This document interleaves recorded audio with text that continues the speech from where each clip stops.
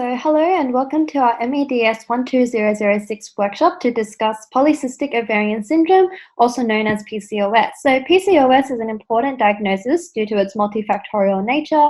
The purpose of this tutorial today is to ensure that you guys as students are equipped when you come across the PCOS cases in your clinical placements. Alright, so let's begin with having a look at what it is. PCOS is an endocrine disorder characterized by excessive androgen, ovulatory dysfunction, and multiple ovarian cystic structures.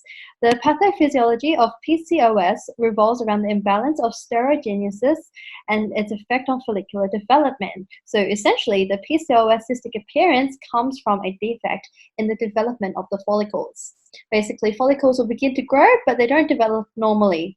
The immature follicles continue to produce estrogen and androgen, which inhibits ovary function and prevents ovulation, therefore producing more luteinizing hormone and follicle-stimulating hormone. This causes the follicles to stay in an arrested developing state, meaning no mature oocyte is released. Now, it's important to know and to note that PCOS is different from polycystic ovaries.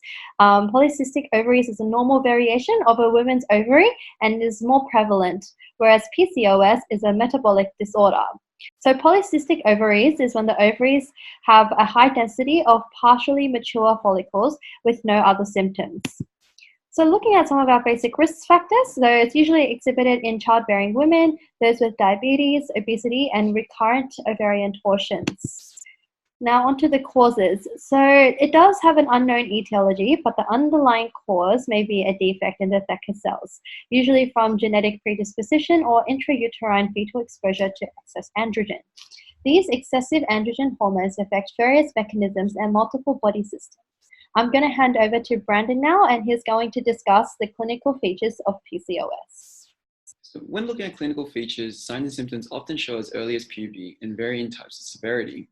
Patients often present with mixed signs and symptoms and display a variety of ovulatory dysfunction, which include oligomenorrhea, polymenorrhea, or regular menstrual cycle with an absence of ovulation. Additionally, signs of hyperandrogenism and other clinical indications including metabolic syndromes such as cardiovascular disease and psychological symptoms such as depression. Now looking into blood tests, excessive secretion of LH and androgen are considered hallmarks of PCOS as these do regulate ovarian function. These in turn have a high association with reduced fertility. PCOS is also indicated through elevated testosterone levels where hyperandrogenism is exhibited. High levels of estrogen and low progesterone level is a result of anovulation, and also elevated anti-murin hormone or AMH level is caused by an increased number of developing follicles. The ovaries are scanned transabdominally, transvaginally, and a further use of 3D ultrasound is to increase specificity and sensitivity of PCOS diagnosis. Indication of pelvic ultrasound for suspected PCOS includes query pelvic pain, issues conceiving, recurrent miscarriages, anovulation, women flagged at risk as adolescents, for example, repeated ovarian torsion, and monitoring ovarian function. When documenting, worksheets must include recordings of thorough patient history and physical examination findings, blood test results, last known menstrual period, medications including contraceptives, previous images taken from other modalities such as MRI or previous ultrasounds, and assessing relational anatomy including uterus, endometrium, and annexal structures.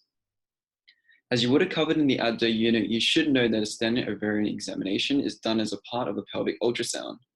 Prior to touching the patient with the probe, consent is required, and if conducting a transvaginal ultrasound, ensure informed consent is gained. If possible, scan in the follicular phase or 3 to 5 days after a progesterone-induced bleed to avoid confusion with the dominant follicle or at random within the cycle. TA is superseded by TV because of the greater resolution it provides, as more accurate view of the internal structure of the ovaries, especially in obese patient. Mercy will now discuss the ultrasound appearance of PCOS. In relation to the ultrasound appearance of PCOS, it is the imaging modality of choice, and the following are frequently visualized, usually bilaterally. A key and consistent morphological finding of PCOS is an increased ovarian size and number of follicles. And during a normal menstrual cycle, a dominant follicle will ovulate while the others regress. And in PCOS, follicular arrest results in no ovulation, and the follicles then grow, hence the appearance of multiple cystic anechoic structures, measuring 2 to 9 millimeters in diameter. And when we measure the diameter of follicles, it's calculated as the mean of 3 diameters, that is long, transverse, and AP. And if there is evidence of a dominant follicle, one that's greater than 10 millimeters, or a corpus luteum, which would be 2 to 5 centimeters before it matures and involutes, then the scan should be repeated in the next cycle. So when measuring ovarian volume, the patient's age is really important. This is because the ovarian volume increases during childhood and peaks after puberty, and then it decreases consistently from the ages of 30 to 70. To give an idea of the normal ranges, it's like 4.2 to 8.7 mils, and it's calculated using the prolate Lips formula. And when imaging the very early follicular phases of natural cycles, the volume is around 4.5 mils. And in PCOS, for contrast, the volume ranges from 10.6 to 16.7 mils. These limits, however, don't apply to women taking the oral contraceptive pill, as ovarian size is reduced even with persistent appearance of PCOS. A 3D ultrasound can also be used to complement the ovarian volume taken with 2D scan. There are generally 2 different types of follicular distribution patterns, the first being the string of pearls, which is when there's a peripheral arrangement of follicles around the outside and the follicles are surrounding a central echogenic stroma. And the second being the general cystic pattern, which exhibits microcysts scattered throughout the ovarian parenchyma. Looking at stromal characteristics, you would note an increase in stromal volume due to elevated testosterone levels. Normally, the ovarian stromal echogenicity is less than that of the myometrium. However, in PCOS, stromal echogenicity increases and appears dense and more hypoechoic to the myometrium. And vascularity is demonstrated using color or power Doppler, with an increased correlation related to the ovarian blood flow of PCOS patients.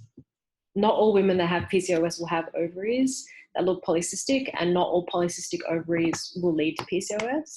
A sonographic appearance of PCOS is not definitive, as criteria for diagnosis remain varied with a lack of consensus, and this is discussed further by Jen.